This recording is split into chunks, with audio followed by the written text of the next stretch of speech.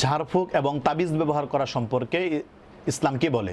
ঝাড়ফুঁক এটা যদি কোরআন ও হাদিস মোতাবেক হয় তাহলে সর্বসম্মতিক্রমে জায়েজ। কারণ আল্লাহ রাব্বুল আলামিন রোগ দিয়েছেন এবং এই রোগের শেফাও আল্লাহ তাআলা বাতলিয়ে দিয়েছেন। কোরআন ও হাদিসের মধ্যে অনেক বর্ণনা এমন রয়েছে যেগুলোর মাধ্যমে, যে সমস্ত দোয়া দুরুদের মাধ্যমে অনেক রোগ থেকে পরিত্রাণ পাওয়া যায়। সহিহ মুসলিমের 2195 নং হাদিসে এসেছে, আম্মাজান আয়েশা রাদিয়াল্লাহু তাআলা আনহা বলেন যে কানা নবী সাল্লাল্লাহু আলাইহি সাল্লাম ইয়ামুরুনি আন আস্তারকিয়া মিনাল আইনি। রাসূলুল্লাহ সাল্লাল্লাহু আলাইহি সাল্লাম আমাকে নির্দেশ দিয়েছেন আমি যেন চোখের বদনজর থেকে ঝাড়ফুঁক করি। ঝাড়ফুঁকের আরবি হচ্ছে রুকিয়া, অর্থাৎ ঝাড়ফুঁক করা।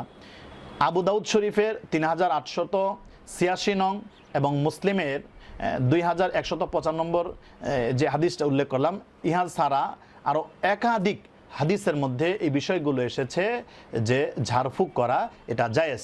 ফুকাহে কেরামদের মধ্যে এবং চার মাযহাবের 4 ইমামদের মধ্যে কোনো ইখতিলাফ নেই। কোরআন ও হাদিসে বর্ণিত যে সমস্ত দোয়া এবং আয়াত রয়েছে সেগুলোর মাধ্যমে যদি কোনো রোগীর কাছে বা কোনো রোগীকে দম করা হয় বা ফু দেওয়া হয়, ঝাড়া হয়, তাহলে এটা অবশ্যই বৈধ হবে। রাসূলুল্লাহ সাল্লাল্লাহু আলাইহি সাল্লাম নিজে শোয়ার সময় হাদিসের মধ্যে এসেছে যে সূরা ফালাক, সূরা নাস এবং সূরা ইখলাস পরে হাতে ফু দিতেন এবং সারা শরীরের মধ্যে মালিশ করতেন। হযরতে হাসান এবং হুসাইন রাদিয়াল্লাহু তাআলা আনহুকেও রাসূলুল্লাহ সাল্লাল্লাহু আলাইহি সাল্লাম এরকমভাবে ঝাড়ফুঁক দিয়েছেন। প্রসিদ্ধ সাহাবীদের মধ্যে বড় বড় সাহাবী যারা রয়েছেন সকলেই এ ব্যাপারে একমত রয়েছেন। আর একটা জিনিস সেটা হচ্ছে তাবিজ বাঁধা, গলা, হাতে বা কোমরে যে তাবিজ ব্যবহার করা হয়, এই ব্যাপারে উলামায়ে কেরামদের মধ্যে কেহ কেহ বলছেন যে এটা নাজায়েজ। কারণ একটি রাওয়ায়াত এরকম এসেছে যে আত-তামিমা শিরকুন, অর্থাৎ তামিমা ব্যবহার করা এটা শিরক। এই হাদিসের উপরে ভিত্তি করে এক শ্রেণীর উলামায়ে কেরামরা এটাকে শিরক বলে থাকেন। আমাদের দেশের সালাফিগণ এই জিনিসটাকে নিয়ে অনেক বাড়াবাড়ি করেন, যে কোনো তাবিজকে তারা শিরক বলে থাকেন।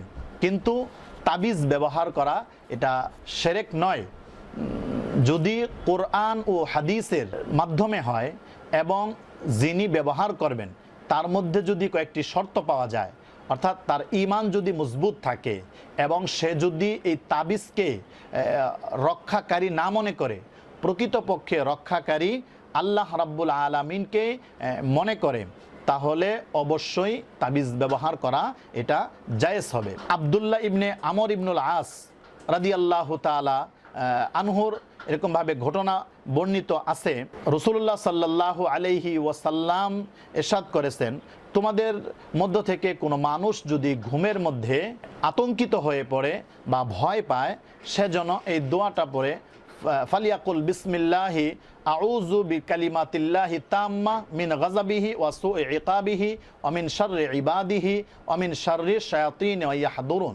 এই দোয়াটা যেন সে পড়ে। রাসূলুল্লাহ সাল্লাল্লাহু আলাইহি সাল্লাম এই দোয়াটা শিক্ষা দিয়েছেন। তো সাহাবী আব্দুল্লাহ ইবনে আমর ইবনুল আস বলেন, আমি এই দোয়াটি নিজে পড়ি এবং আমার প্রাপ্তবয়স্ক ছেলেদেরকেও মুখস্থ করিয়েছি। কিন্তু যে সমস্ত সন্তান আমার নাবালেগ ছিল, শিশু সন্তান, আমি তার একটি কাগজে লিখে তাদের গলার মধ্যে ঝুলিয়ে দিতাম।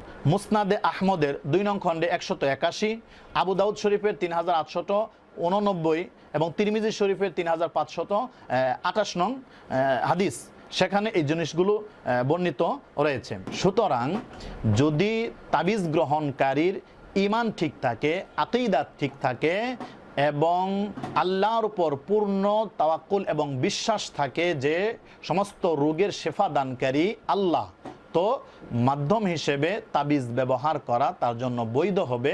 শরীয়তের মধ্যে এতে কোনো নিষেধাজ্ঞা নেই এবং এটা নাজায়েজও হবে না। আল্লাহ রাব্বুল আলামিন আমাদেরকে বুঝে আমল করার তৌফিক দান করুন, আমিন।